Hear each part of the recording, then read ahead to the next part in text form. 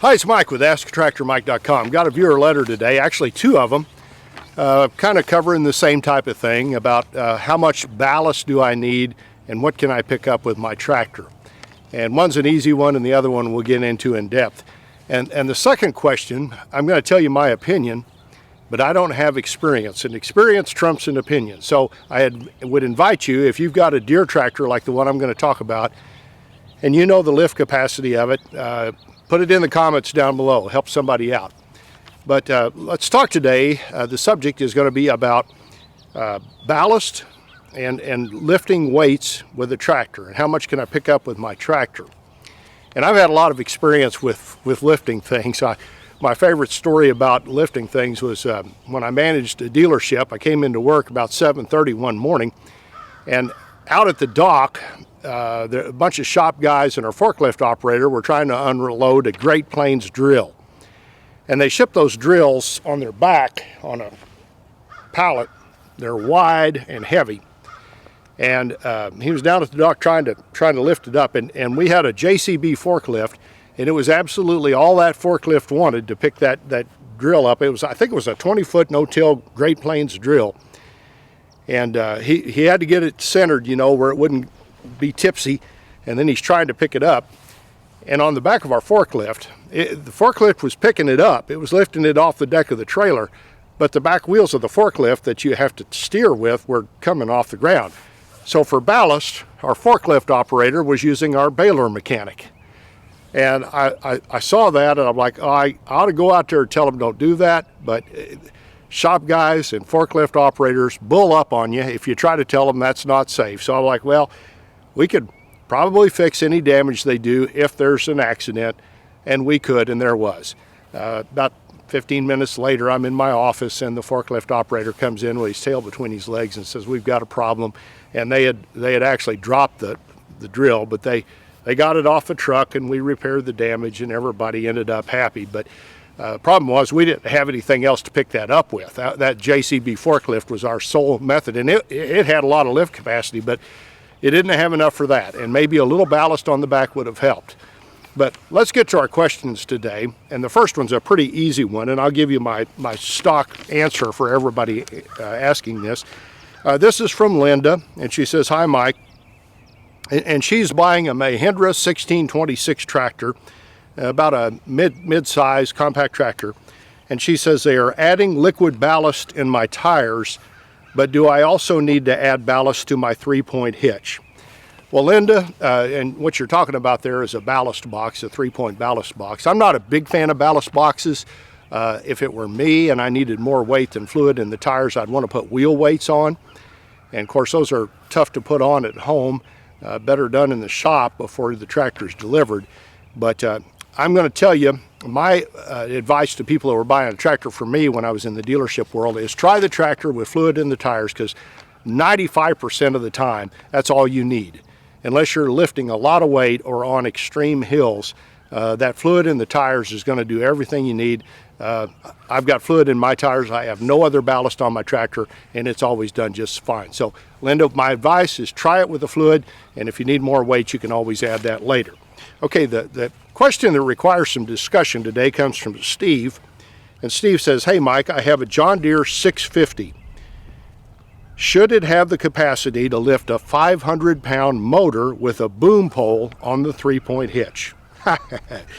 Oh, Steve, I don't know. If you go online and go to tractordata.com, which is my go-to source for data on tractors, and enter in 650, the problem we've got is, whatever reason, when the 650 was built, nobody published the lift capacity on the 3-point for it. So we don't know what the lift capacity is. I went to a couple of online forums where people were asking how much can I pick up with the 650, and they said, well, I've got a 670 and it would lift it fine, or lift whatever they were asking about fine.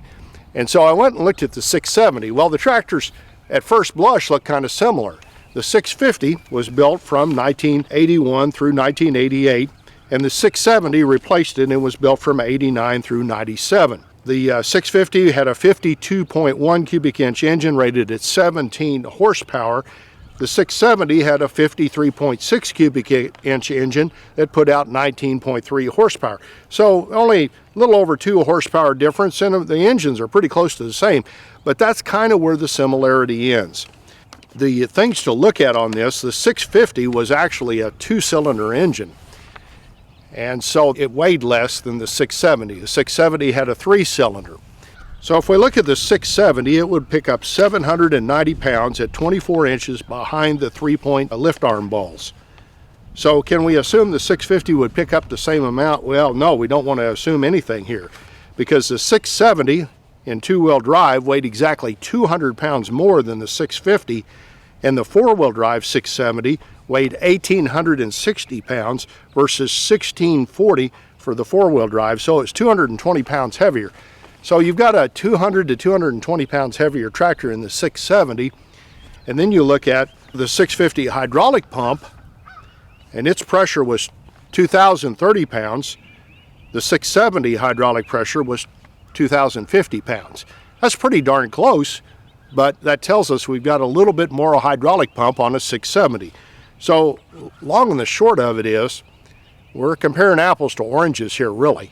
We've got a heavier tractor with a bigger hydraulic pump that is, we know the lift capacity of. So we have no idea of knowing what the lift capacity of the 650 is. My guess is it's pretty significantly less than the 670.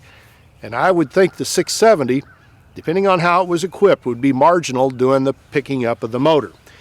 The factors we want to look at, number one, is what we got to work with the tractor. Is it 2-wheel drive or 4-wheel drive? The more weight you've got in the tractor and the more weight you've got on the front end of the tractor, the more you're going to be able to pick up.